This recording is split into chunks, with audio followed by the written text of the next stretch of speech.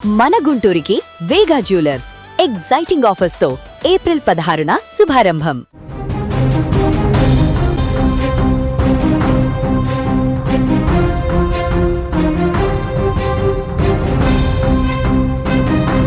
కడపలో ప్రేమ పేరుతో మరొక రక్తపాతం. ఒక యువతి నో అంటే అర్థం చేసుకోలేని ఉన్మాది ఆమె ప్రాణాలని తీసేశాడు. 17 ఏళ్ల అమాయక విద్యార్థిని కీర్తనను కత్తితో గొంతు కోసి హత్య చేసిన ఈ ఘటన రాష్ట్రాన్ని షాక్కు గురిచేస్తోంది. ప్రేమ పేరుతో వేధింపులు, నిరాకరణకు ప్రతీకారం, చివరికి హత్య. ఇది ప్రేమ కాదు, పాశవికత్వం. ఈ ఘటనపై మరిన్ని వివరాలు మా ప్రతినిధి కడప నుంచి సుదర్శన్ లైవ్ లో అందిస్తారు. సుదర్శన్, కీర్తనని వెంకటేష్ ఎన్ని రోజుల నుంచి వేధిస్తున్నాడు? పోలీసులు ఏం చెప్తున్నారు? డీటెయిల్స్ ఏంటి? వీళ్ళిద్దరికి కూడా పరిచయం ఉంది. మొదట ప్రేమకు కీర్తన అంగీకరించినట్టుగానే మనకు సమాచారం అందుతోంది. అయితే ఈ మధ్య కాలంలో మరో అబ్బాయితో కీర్తన ఫోన్ లో మాట్లాడుతున్న విషయం తెలుసుకున్నటువంటి వెంకటేష్ తాను ప్రేమించిన అమ్మాయి తనకు దూరం అవుతుందని, దానికి తోడుగా అనేక అనుమానాల అమ్మాయి మీద పెంచుకున్నాడు. నిన్నటి రోజున ఉదయం పదే ఆ అమ్మాయికి కాల్ చేశాడు. అయితే ఆ అమ్మాయి కాల్ కంటిన్యూగా బిజీ రావడంతో కీర్తన ఎక్కడుందో అన్న సమాచారం తెలుసుకోవడం కోసం నేరుగా కాజీపేట మండలం అగ్రహారంలో ఉన్నటువంటి ఆ అమ్మాయి ఇంటికి వెళ్ళాడు వెంకటేష్. ఇంటికి వెళ్ళినప్పుడు ఆ అమ్మాయి తన ఫోన్ తో వేరే వ్యక్తితో మాట్లాడుతూ ఉండడాన్ని వెంకటేష్ స్వయంగా కళ్ళారా చూశారు. తర్వాత ఇంట్లోకి వెళ్ళి ఇద్దరు కూడా కొద్దిసేపు గొడవ పడ్డారు. గొడవ పడిన తర్వాత అక్కడే ఉన్నటువంటి కత్తి తీసుకొని కీర్తన పైన వెంకటేష్ దాడి చేశారు. నేరుగా గొంతు కోసే ప్రయత్నం చేశాడు. దాంతో ఆ అమ్మాయి రక్తపు మడుగుల్లో పడిపోవడంతో అక్కడి నుంచి వెంకటేష్ అంటే తాపీగా, ఎలాంటి బెరుకు భయము లేకుండా తాపీగా వెళ్ళి తన ఇంట్లో తన ఊరికి వెళ్ళిపోయినటువంటి ఆంజనేయ కొట్టాలు గ్రామానికి వెళ్ళిపోయినటువంటి పరిస్థితి. ఒక ఈ సంఘటన జరిగిన ఒక అరగంట తర్వాత పొలం పనుల మీద పొలానికి వెళ్ళినటువంటి కీర్తన తండ్రి ఇంటికి వచ్చాడు.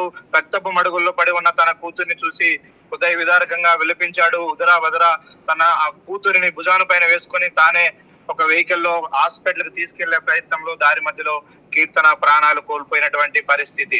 అయితే హాస్పిటల్ కు తరలించే ప్రయత్నంలోనే కీర్తనను అడిగాడు, ఏం జరిగిందమ్మా అంటూ పదే వాళ్ళ తండ్రి అడగడం, ఊపిరితో కొట్టుమిట్టాడుతూ ఉన్నటువంటి కీర్తన నేరుగా గొంతు పైన అటాక్ చేయడంతో మాట్లాడడానికి కూడా వీల్లేదు.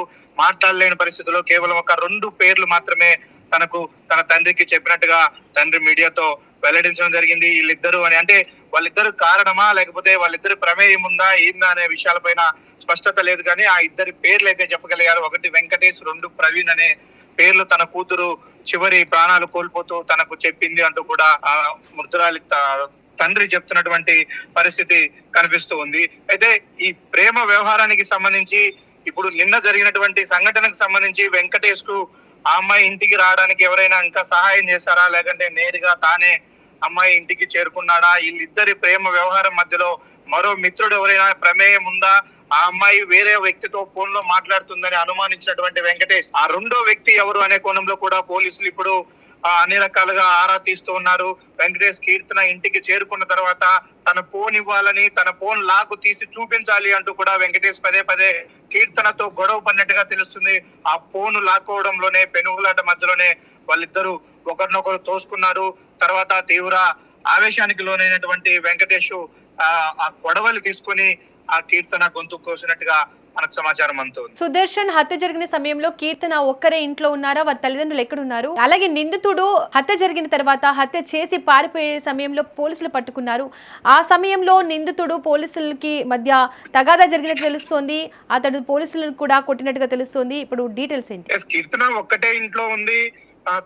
ఖచ్చితంగా తనను అంతమొందించాలన్న ఉద్దేశంతో అయితే వెంకటేష్ వెళ్ళలేదు.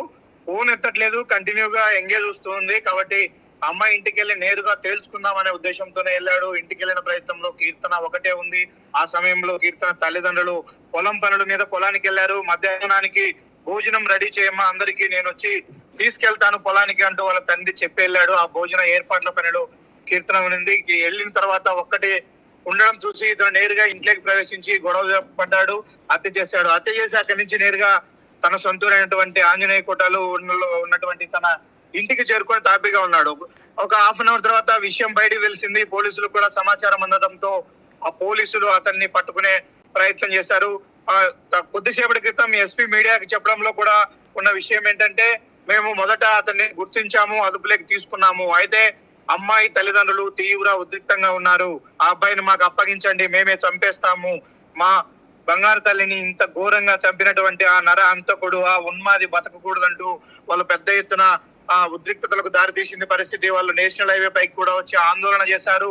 అందరూ కలిసి కాజీపేట స్టేషన్ దగ్గరకు వచ్చి అతన్ని స్వాధీనం చేసుకునే ప్రయత్నాలు జరుగుతున్నాయి అన్న ఒక ఇంటిమేషన్ రావడంతో పోలీసులు ఆ నిందితుని కాజీపేట పోలీస్ స్టేషన్ నుంచి మైదుకూరు డిఎస్పీ కార్యాలయానికి తరలించారు. అక్కడికి కూడా అక్కడున్నాడు అని సమాచారం రావడంతో అక్కడ కూడా అటాక్ చేసే అవకాశం ఉంటదని బద్వేలుకు తరలించే ప్రయత్నంలో ఇంకొక ఊరి దగ్గర ఈ అబ్బాయి జీప్ లో వెళ్తూ ఉండగా పోలీసులు తీసుకొని అతను పోలీసుల పైన దాడి చేసి తప్పించుకునే ప్రయత్నం చేశాడు.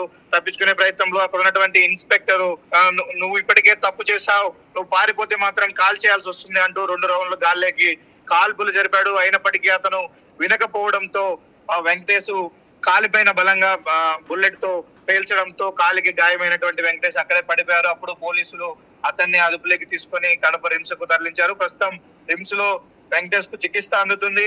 ఈ పెనుగులాటలో అంటే అతన్ని షేర్ చేసి పట్టుకునే ప్రయత్నంలో 2 కానిస్టేబుళ్లకు గాయాలయ్యాయి. ఇద్దరికి కూడా చేతుల పైన బలమైన గాయాలు కావడంతో వాళ్ళు మైదుకూరు ప్రభుత్వ ఆసుపత్రిలో చికిత్స పొందుతున్నారు. కొద్దిసేపటి క్రితమే జిల్లా ఎస్పీ ఆ 2 కానిస్టేబుల్ ను కూడా పరామర్శించారు. ఈ సందర్భంగా ఎస్పీ చాలా హార్డ్ కామెంట్స్ చేశారు.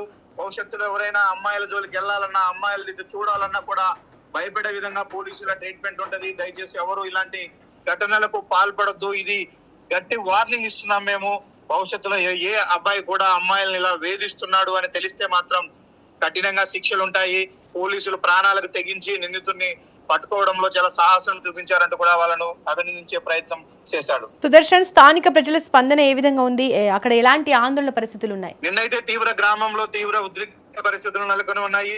నేషనల్ హైవే కి పక్కనే ఉంటుంది ఈ గ్రామము. అందరూ కూడా రోడ్డు పైకి వచ్చి పెద్ద ఎత్తున అక్కడ టైర్లను కాల్ చేసి ఆందోళన చేశారు. చాలా సేపు అక్కడ ధర్నా చేశారు. వెహికల్స్ అన్నింటినీ కూడా ఆపేసినటువంటి పరిస్థితి. అంటే ఇలాంటి సంఘటనలు జరిగినప్పుడు మనం అబ్జర్వ్ చేస్తూ ఉంటాము. తక్షణ సాయం కావాలి, తక్షణ న్యాయం కావాలి అంటూ కూడా అమ్మాయి తల్లిదండ్రులు కానీ బంధువులు కానీ పెద్ద ఎత్తున ఆందోళన చేసినటువంటి పరిస్థితి. అయితే కొద్దిసేపటి క్రితమే కడప రిమ్స్ లో కీర్తన డెడ్ బాడీకి పోస్ట్ మార్టం పూర్తయినట్టుగా తెలుస్తుంది. అక్కడి నుంచి ఆ అమ్మాయిని మృతదేహాన్ని ఊరికి తీసుకొచ్చే ప్రయత్నం చేస్తున్నారు. పోలీసులను మైదుకూరులో పరామర్శించినటువంటి ఎస్పీ కొద్దిసేపటి క్రితమే ఆ అమ్మాయి వాళ్ళ ఊరికి వెళ్తూ ఉన్నాడు. అక్కడ వాళ్ళ తల్లిదండ్రులను కూడా పరామర్శించి ధైర్యం చెప్పే ప్రయత్నం చేస్తున్నారు. ఇప్పటికే ప్రభుత్వం సైడ్ నుంచి హోమ్ మినిస్టర్ అలాగే జిల్లా ఇన్ఛార్జ్ మంత్రి సవిత, ముఖ్యమంత్రి చంద్రబాబు కూడా ఫోన్ లో ఆరా తీశారు. సంఘటనకు సంబంధించి అమ్మాయి కుటుంబానికి అన్ని విధాలుగా అండగా ఉంటామని చెప్పారు. ఇలాంటి సంఘటనలు మరోసారి జరగకుండా కూడా పోలీసుల వైపు నుంచి కఠిన చర్యలు తీసుకుంటామని కూడా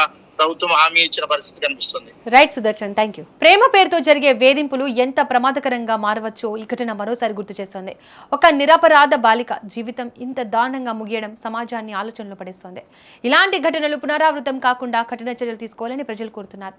ఇప్పటికైతే ఇదే తాజా సమాచారం. మరిన్ని అప్డేట్స్ తో మళ్ళీ మీ ముందుకు వస్తాం.